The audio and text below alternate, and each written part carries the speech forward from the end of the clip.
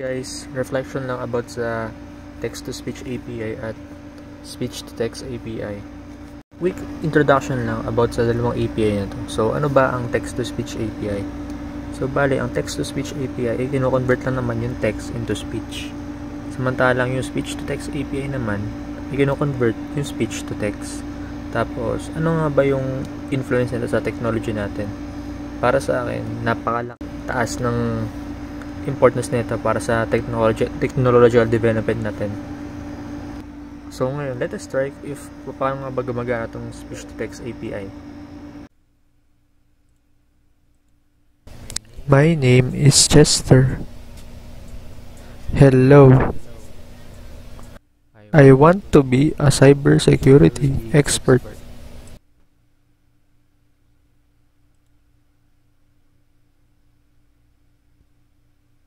So, as based ng ginawa kong demo, when I inputted a speech, na magkakaroon tayo ng output na text.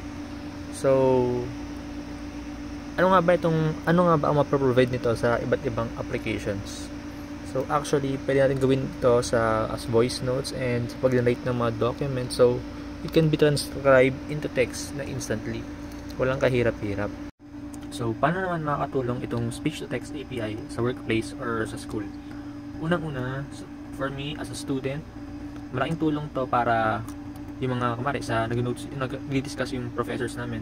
Pwede ako mapag-notes upang lahat ng mga sinasabi ng prof, pwede namin malagay sa notes yun dahil sa API na to. Next is, in terms naman sa work, di ba?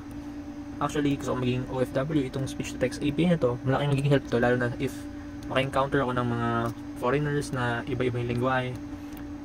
Itong speech-to-text API is multilingual and it can transcribe a speech from other languages into readable text like in English. Yun yung naintindihan ko kasi. So, pagdating naman sa business side, I think itong speech-to-text API ay magiging malaking help para sa customer support. Siyempre, minsan if maalala natin kapag madaming reklamo mga customers, minsan hindi natin naano yung mga sinasabi nila. Dahil sa speech-to-text API nito, na nagkakaroon din tayo ng notes and para ma-take note natin kung ano ang kailangan nating solusyonan sa kanilang mga reklamo. Next ko namang i-demo is yung text-to-speech API. The influence of technology on communication in our increasingly digital environment is important. The usage of application programming interfaces, APIs, for speech-to-text and text-to-speech conversion is a component of this digital shift. From the sample video I had watched, I gained an idea that these APIs can transform accessibility for various people and found use in different industries.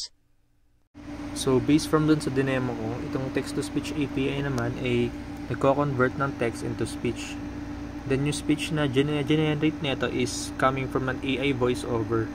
You can pick different avatars naman sa mga gusto mong voiceover at kung anong klaseng nationality or yung accent nila. So, paano naman makaka-help to sa workplace ko or at school? Actually, makaka-help to para ma-improve yung clarity ng information based sa communication natin. Siyempre, di naman tayo lahat magaling mag-English or fluent mag-English, siyempre. Meron tayong mga pagkakakutal-utal, hindi nasabi na maayos na words. And dito makakatulong itong text-to-speech API. So, in terms of business naman, paano naman ba makakatulong itong text-to-speech API? Para sa akin, malaking tulong ito para sa mga business advertisements or business promotion. Dahil syempre, fluent at maganda yung pagkakasalita ng mga AI-generated voices dito. And I think makapanghikayat to ng madaming customers. In conclusion, itong development ng text-to-speech and speech-to-text API is a remarkable development para sa human technology. And I am looking forward for the improvements they can make to our society and eager to see how they continue in advance. That's all.